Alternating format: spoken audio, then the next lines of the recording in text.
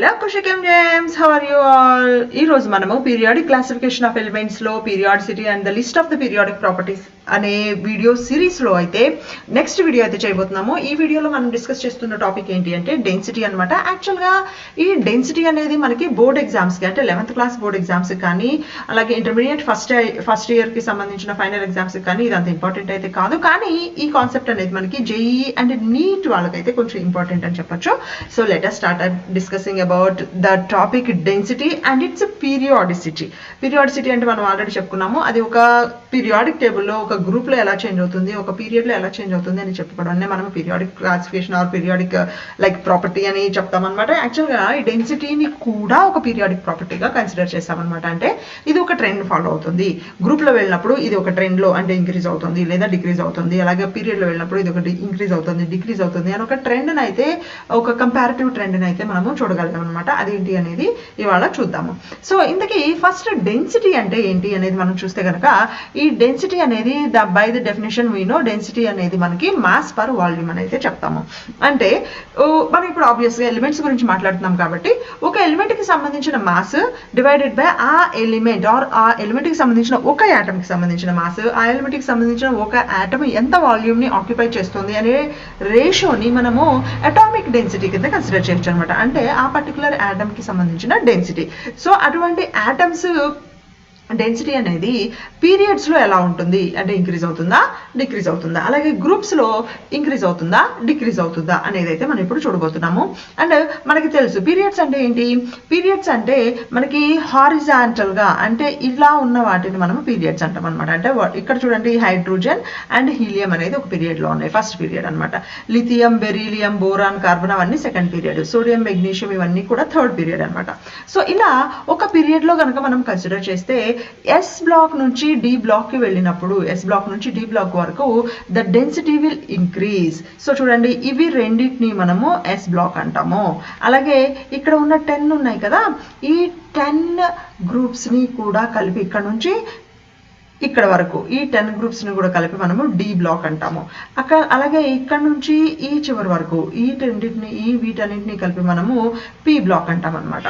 ఓకేనా. సో ఇలా ఉన్నప్పుడు మనం దీన్ని ఎస్ నుంచి డి బ్లాక్ వరకు కన్సిడర్ చేసినప్పుడు వాటి డెన్సిటీ అనేది మనకు ఇంక్రీజ్ అవుతూ ఉంది అని చెప్తున్నాము. అలాగే డి నుంచి పికి వెళ్ళినప్పుడు వాటి డెన్సిటీ అనేది డిక్రీజ్ అవుతుంది అని అయితే చెప్తున్నాం అనమాట. ఓకేనా. అలాగే గ్రూప్స్ అంటే మనకు తెలుసు, మనకి వర్టికల్ కాలమ్స్ని వీటిని మనము గ్రూప్స్ అంటాము. పైనుంచి కింద వరకు ఇలా ఇక్కడ ఒకే లైన్లో ఉన్న వాటన్నిటిని ఒకే గ్రూప్కి సంబంధించినవి అని చెప్తాం అనమాట. సో ఈ గ్రూప్స్లో వీటి డెన్సిటీ అనేది పైనుంచి కిందకు వచ్చేటప్పటికి గ్రాడ్యువల్గా రెగ్యులర్గా ఇంక్రీజ్ అవుతుంది అని చెప్తున్నాం అనమాట. ఓకేనా. So density in the periods ఏమవుతుంది, ఎస్ నుంచి డి బ్లాక్ వచ్చినప్పుడేమో ఇంక్రీజ్ అవుతుంది, అలాగే డి నుంచి పి బ్లాక్ వచ్చినప్పుడేమో డెన్సిటీ అనేది డిక్రీజ్ అవుతుంది. ఇన్ ద గ్రూప్స్లో అయితే అంటే పైనుంచి కిందకి చూసినప్పుడు మనము వాటి డెన్సిటీ అయితే గ్రాడ్యువల్గా ఇంక్రీజ్ అవుతుంది అని చెప్తున్నాము. ఓకేనా. సో అలాగే కొన్ని ఈ పీరియాడిక్ టేబుల్లోనే మెటల్స్కి అలాగే నాన్ మెటల్స్కి సంబంధించిన హైయెస్ట్ డెన్సిటీ దేనికి ఉంది, హైయెస్ట్ లోయెస్ట్ డెన్సిటీ దేనికి ఉంది అనేది ఒకసారి అయితే చూసినప్పుడు లైటెస్ట్ మెటల్ అంటే తక్కువ డెన్సిటీ ఉన్న metal in the whole periodic table ఏది ఉందంటే స్మాలెస్ట్ అండ్ లైటెస్ట్ మెటల్ మనకి లిథియం వస్తుంది అనమాట. ఇది మనకు smallest and lightest metal in the periodic table అని చెప్పొచ్చు. అలాగే హైయెస్ట్ డెన్సిటీ ఉన్న మెటల్స్ సాలిడ్ మెటల్ మనకి ఏంటి వస్తుంది అంటే ఇరిడియం ఆర్ ఆస్మియం అనేది మనకి హైయెస్ట్ డెన్సిటీ ఉన్న మెటల్ అవుతుంది అనమాట. ఏంటది ఇరిడియం, ఇక్కడ ఉంది చూడండి డి బ్లాక్ ఎలిమెంట్స్ లో ఇరిడియం ఉంది, దాని పక్కనే ఆస్మియం కూడా ఉంది. ఇవి రెండు హైయెస్ట్ డెన్సిటీ ఉన్న మెటల్స్ అని మాత్రం మనము చెప్పొచ్చు అనమాట. అలాగే నెక్స్ట్ మరి మెటల్స్ అయితే చెప్పాము, లైటెస్ట్ నాన్ మెటల్ అంటే చాలా తక్కువ లైటెస్ట్ ఉన్న నాన్ మెటల్ ఏంటి అంటే మనకి స్మాలెస్ట్ ఎలిమెంట్ హైడ్రోజన్ అనమాట. లైటెస్ట్ నాన్ మెటల్ అనేది మనకి పీరియాడిక్ టేబుల్లో హైడ్రోజన్ అని చెప్తాము. అలాగే ప్రతి పీరియాడిక్ ప్రాపర్టీలో ఏ పీరియాడిక్ ప్రాపర్టీ మనం ఇప్పుడు డిస్కస్ చేసినా ఆ పీరియాడిక్ ప్రాపర్టీకి కొన్ని ఎగ్జెప్షన్స్ అయితే ఉంటాయి, రైట్. సో ఆ ఎగ్జెప్షన్స్ ఏంటి అనేది ఒకసారి కనుక మనం చూసినట్టయితే due to introduction of the D orbitals ఈ d ఆర్బిటాల్స్ అనేది ఇంట్రడ్యూస్ అవడం వల్ల ఎక్కడ d ఆర్బిటాల్ ఇంట్రడ్యూస్ అవుతున్నాయి, థర్డ్ షెల్ ఇంట్రడ్యూస్ అవుతున్నాయి. మనకి ఫస్ట్ది కనుక చూస్తే అంటే ఫస్ట్ షెల్ కనుక తీసుకుంటే మనకి ఫస్ట్ షెల్లో 1s మాత్రమే ఉంది. అలాగే సెకండ్ షెల్లో 2s and 2p, s and p orbitals రెండే ఉన్నాయి. కానీ డీలో మాత్రం థర్డ్ షెల్లో మాత్రం spd 3 ఆర్బిటల్స్ కూడా ఇంట్రడ్యూస్ అయి ఉండటం వల్ల సడన్ గా థర్డ్ షెల్లోకి ఎప్పుడైతే ఎలక్ట్రాన్స్ ఎంటర్ అవుతున్నాయో వాటి డెన్సిటీ అనేది చేంజ్ అవుతుంది. అంటే ఫర్ ఎగ్జాంపుల్ సోడియం చూడండి, మనకి ఫస్ట్ గ్రూప్ గురించి మాట్లాడుతున్నాం, అంటే ఈ గ్రూప్ అనమాట. ఈ గ్రూప్ లో మనకి ఏమేమి ఉన్నాయి, హైడ్రోజన్ ఉంది, lithium, sodium, potassium, rubidium, caesium, francium. ఈ ఫస్ట్ గ్రూప్ లో మనకి ఏం చెప్పాము, గ్రూప్స్ లో వచ్చినప్పుడు పైనుంచి కిందకి వెళ్ళినప్పుడు top to bottom the density will increase అని చెప్పాం. సో అంటే మనం ఇక్కడ చూసినప్పుడు లిథియంతో కంపేర్ చేసినప్పుడు సోడియం డెన్సిటీ ఇంక్రీజ్ అవ్వాలి, సోడియంతో కంపేర్ చేసినప్పుడు పొటాషియం ఇంక్రీజ్ అవ్వాలి. కానీ ఇక్కడ హైడ్రోజన్ మనకి ఇలా చూసినప్పుడు మనకి సోడియం అండ్ పొటాషియంని కంపేర్ చేసినప్పుడు మనకి ఏమవుతుంది అంటే సడన్ గా సోడియం అండ్ పొటాషియంలో మనకి డి ఆర్బిటాల్స్ అనేది ఇంట్రడ్యూస్ అవ్వడం వల్ల K అనేది డెన్సిటీ చాలా తక్కువ ఉంటుంది. డెన్సిటీ అంటే ఏం చెప్పాం, మళ్ళీ మాస్ పర్ వాల్యూమ్. యాక్చువల్గా కంపేర్ చేసినప్పుడు సోడియంకి పొటాషియంకి కంపేర్ చేసినప్పుడు పొటాషియం మాస్ అనేది డెఫినెట్గా మనకి సోడియం మాస్ కంటే ఎక్కువే ఉంటుంది. కానీ వాల్యూమ్ వచ్చేసప్పటికి పొటాషియం వాల్యూమ్ వచ్చేప్పటికి మనకి డి బ్లాక్ ఎలిమెంట్స్ అనేవి డి ఆర్బిటాల్స్ అనేది ఇంట్రడ్యూస్ అయిపోవడం వల్ల డి స్కిప్ చేసి 4s లోకి మనకి పొటాషియం కాన్ఫిగరేషన్ ఉండటం వల్ల 4s1 కాన్ఫిగరేషన్ అవుతుంది కదా.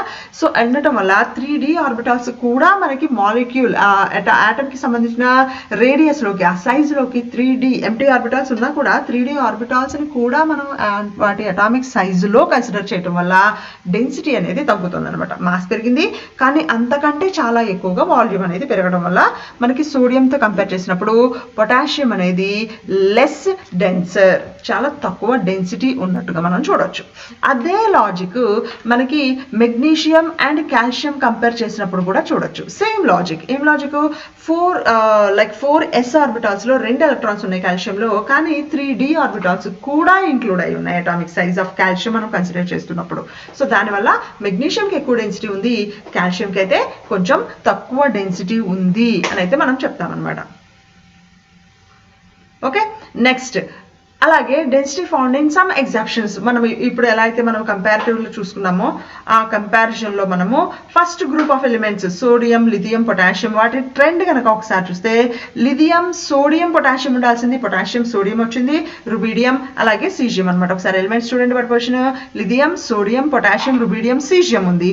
కానీ పొటాషియం అనేది లిథియం కంటే ఎక్కువ డెన్సిటీ ఉంది, పొటాషియం తర్వాత మనకి సోడియం ఉంది అని చెప్తున్నాం అనమాట. ఎందుకని due to involvement of 3d orbital రావడం వల్ల దాని పొటాషియం యొక్క డెన్సిటీ అనేది మనకి తగ్గింది. అలాగే సెకండ్ గ్రూప్ లో కూడా సేమ్ అదే ట్రెండ్.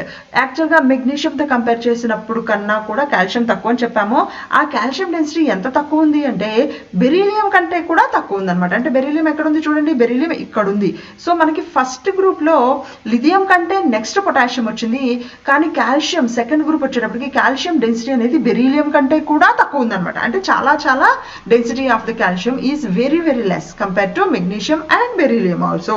అది ట్రెండ్ అనమాట. ఓకే, సో కాల్షియం అనేది చాలా తక్కువ ఉంది, దాని తర్వాత మెగ్నీషియం ఉంది, దాని తర్వాత బెరీలియం అయితే ఉందన్నమాట. మనకి తర్వాత ఇలా ఉన్నాయి. అలాగే థర్డ్ గ్రూప్ మనకి స్కాండియం, ఇట్రిబియం అండ్ లాంథనమ్ కనుక చూసుకుంటే అవి మనకి ఇంక్రీజింగ్ ఆర్డర్లోనే ఉన్నాయి.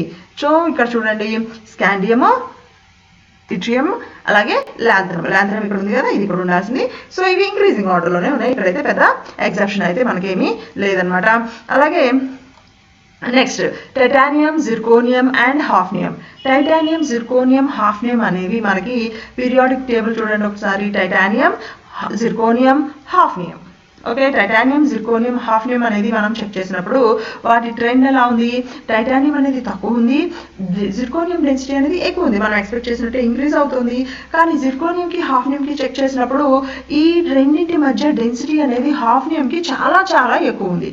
చాలా ఎక్కువ ఎందుకు ఉంటుంది అంటే యాక్చువల్గా size of the zirconium and hafnium అనేది ఆల్మోస్ట్ సేమ్ ఉంటాయి. సైజెస్ అనేవి సేమ్ ఉంటాయి, కానీ మాస్ అనేది హాఫ్నియంకి ఆబ్వియస్గా ఎక్కువ ఉంది జిర్కోనియంతో కంపేర్ చేసినప్పుడు. సో సైజ్ సేమ్ ఉండి హాఫ్నియంకి డెన్సిటీ మాస్ చాలా ఎక్కువ ఉండటం వల్ల హాఫ్నియంకి సంబంధించిన డెన్సిటీ అనేది చాలా ఎక్కువ ఉంటుంది అనమాట. ఓకే, ఇంక్రీజ్ అవుతుంది కానీ చాలా ఇంక్రీజ్ అయింది 4th గ్రూప్లో. ఓకే, అలాగే 12th గ్రూప్ అంటే మనకి జింక్, కాడ్మియం ఈ గ్రూప్ గురించి మాట్లాడదాము. సో ఈ group zinc, cadmium and mercury కనుక మనం చూస్తే వాటి డెన్సిటీస్ ఇంక్రీజింగ్ ఆర్డర్లోనే ఉంటాయన్నమాట. ఇవి కొన్ని facts about the density. Generally mostly జైల్లో కానీ నీటిలో కానీ అడగటానికి ప్రాబబిలిటీ ఉన్న లైక్ కంపారిటివ్ స్టడీ అయితే ఇప్పటివరకు మనము చూసామన్నమాట. ఐ బిలీవ్ ఈ వీడియో మీకు నచ్చింది అనుకుంటున్నాను. నచ్చితే తప్పకుండా లైక్ చేయండి, షేర్ చేయండి, అలాగే మన ఖుషీ కేమ్ ఛానల్ని సబ్స్క్రైబ్ చేయండి. See you with another video. Until then, bye bye.